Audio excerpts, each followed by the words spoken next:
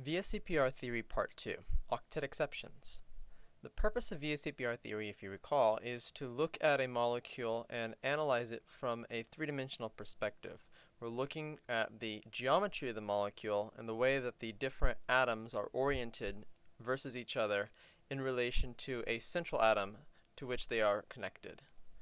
The term valence shell electron pair repulsion, or VSEPR theory, refers to this idea that electrons will repel each other. So we're looking at the outermost electrons of the atoms, in particular the central atom on the molecule, and the pairs that these electrons make during bonding, either lone non-bonding pairs or bonding pairs of electrons. These group into what we call areas of electron density, and these negative areas of electron density will repel each other. The idea is that these negative areas of electron density in repelling each other then creates a higher energy overall for the molecule. So in order to try to lower that energy, the molecule will orient itself in such a way as to try to gain the largest distance between each of these negative regions.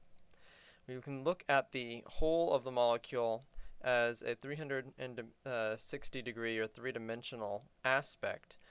And the molecule is then going to distribute these areas of electron density in space in such a way as they are furthest from each other. In order to apply VSEPR theory, we must have at least 3 atoms in the molecule. If we have only 2 atoms, then there is only a linear geometry available, and there is no need to apply higher theory like VSEPR to that geometry. We're looking at the angle of the central atom versus the terminal atoms in the molecule. And in order for anything to form an angle, you have to have those 3 points again. So we look at the orientation of the 2 outer atoms versus the central atom. And we do this for however many atoms are connected to that central atom, 3 atoms total, or 4 atoms total, or 5 atoms total, or whatever the particular geometry is. And recall that the electron densities refer to either bonding or lone pairs, and it does not matter whether those bonding pairs are single bonding or multiple bonding. Now the only electrons that really matter in terms of lone pairs on these molecules are the central atoms, because the lone pairs are what will affect geometry if they're on a central atom.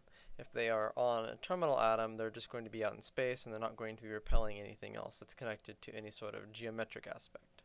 Now we've looked before at the standard geometries, the standard electronic geometries of the linear geometry, the trigonal planar geometry, the tetrahedral geometry that are associated with standard octet rule molecules, things that have things like carbon as their base. There are some molecules that exist in which the central atom defies the octet rule and is able to contain more than the standard 8 electrons we would expect according to the octet rule. This causes differences in the distribution because now we have more than a possible 4 areas of electron density, and we have to orient them in a different way. Any element that exists in period 3 or a higher period has access to the d subshell of that overall energy shell. And so the d subshell, if you remember, contains 5 different orbitals, so a total of 10 possible electrons in the d subshell. This gives the element access to a total of 18 valence electrons rather than the standard 8 that we're used to. And in doing so then, the element can adopt configurations that use more than 8 electrons. So we can make bonds with a total of 10 electrons or 12 electrons. You don't generally see anything higher than 12 electrons around a central atom in these cases. The electron geometries that we're looking at are, again, as we know, based on electron density regions. Anything that is a lone pair will be 1 electron density region. Anything that is a bonding pair or multiple pairs will be 1 electron density region. And the central atom is what determines the geometry. So if we look at our standard geometries once again, if you have 2 densities, it's linear, 3 densities, trigonal planar, 4 densities, it's tetrahedral. Now onto our octet exceptions, we have 5 densities that will be trigonal bipyramidal, and 6 densities that will be octahedral. So looking at our octet exceptions, we have the trigonal bipyramidal electronic geometry with 5 areas of electron density, and the total possible geometries for this are the trigonal bipyramidal itself, which would have 1 bonding or 1 central atom and then 5 bonding regions around that. If we had 1 unbonding region and 4 bonding regions, this geometry is then called a seesaw geometry. Take away another bonding region with 2 unshared pairs, we have a T-shaped geometry, And if we take away 3, we're left with a single central atom and 2 bonding atoms, 3 atoms, which makes a linear geometry. The octahedral electronic geometry gives us the octahedral geometry, which has a total of 6 bonding areas. A square pyramidal geometry, which occurs when we have 5 bonding areas in an unshared pair, and a square planar geometry when we have 4 bonding areas in 2 unshared pairs. So looking at the trigonal bipyramidal electronic geometry then, if we have all of the areas bonding, there are no unshared pairs. We have 5 bonded areas, and they will form angles of 90, 120, and 180 degrees. The polarity of a molecule with a trigonal bipyramidal molecular geometry depends on the arrangement of the atoms in the molecule. If they're all the same with equal electronegativities, it will be nonpolar.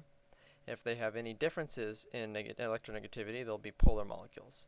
And as an example, PCl5 forms a trigonal bipyramidal structure. If we move on to a seesaw geometry, taking away 1 bonding pair, we'll have 4 bonded pairs and 1 unshared pair.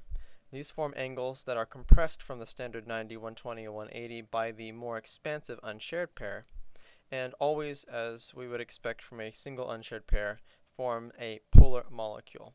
Looking at sulfur tetrafluoride, we have this configuration of the seesaw. If you were to set it down on the side, it kind of makes a seesaw appearance with the molecular geometry, and that's where it gets its name. If I take away yet another bonding region, I'm down to 3 bonding regions and 2 unshared pairs, and this is called a T-shaped geometry. They form compressed 90-degree angles, compressed from 90-degree angles between the atoms in such a way that, once again, this is a polar molecule because of the asymmetry in the molecule. Looking at chlorine trifluoride, for instance, here we have the 3 fluorines that are somewhat in a 90-degree angle, but they are still pushed towards each other by the presence of those more expansive lone pairs. So this forms something that looks kind of like a T, but it's a little bit compressed still. And the last trigonal bipyramidal geometry we have is the linear geometry. If I take away yet another bonding pair, we're left with 2 bonding pairs and 3 unshared pairs, which will give us a 180-degree angle between our atoms. The polarity of a molecule like this then once again depends on the arrangement. Because the lone pairs will all be symmetric to each other, if my 2 atoms are equal in electronegativity, like fluorine here with xenon difluoride, we have a molecule that will be nonpolar. If the atoms happen to be different, the molecule will be polar. Moving on to the octahedral electronic geometry, if we have the standard all bonding geometry, we have an octahedral molecular geometry then. There are 6 bonded pairs, no unshared pairs. The angles that form in a molecule like this are 90 and 180 degrees, and the polarity of the molecule depends on the arrangement. If I look at sulfur hexafluoride here, this molecule will be nonpolar. You see the orientation with the 6 different bonding regions around the central atom.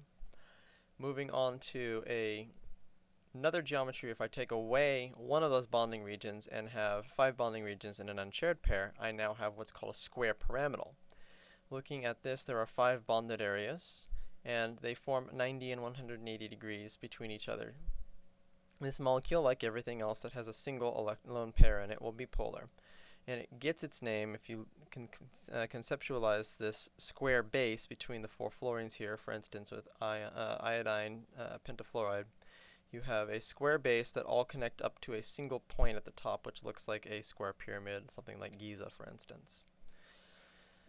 Moving on to a square planar geometry, this occurs if I have yet another unshared pair in the molecule, taking away 2 bonding pairs so that there are a total of 4 bonding pairs and 2 unshared pairs. Once again, we form 90 and 180 degrees between atoms, depending upon which atoms we're talking about. And the polarity of the molecule now once again depends on its arrangement, because we will generally have the lone pairs in a molecule like this symmetric to each other.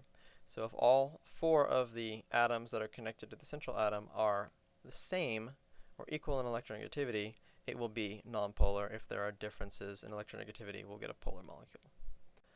So looking at in summary then, we have electron groups. If we have 2 electron groups, we have a linear geometry, 3 trigonal planar, 4 tetrahedral, 5 trigonal bipyramidal, and 6 octahedral. The molecular geometry of a linear electronic geometry will always be linear. If it's trigonal planar, it will either be trigonal planar or angular. If I look at something like tetrahedral, we will get tetrahedral, pyramidal, which is trigonal, pyramidal, or angular. Moving on to trigonal bipyramidal, we have trigonal bipyramidal, seesaw, T-shaped and linear. Octahedral, we get the octahedral, the square pyramidal, and the square planar.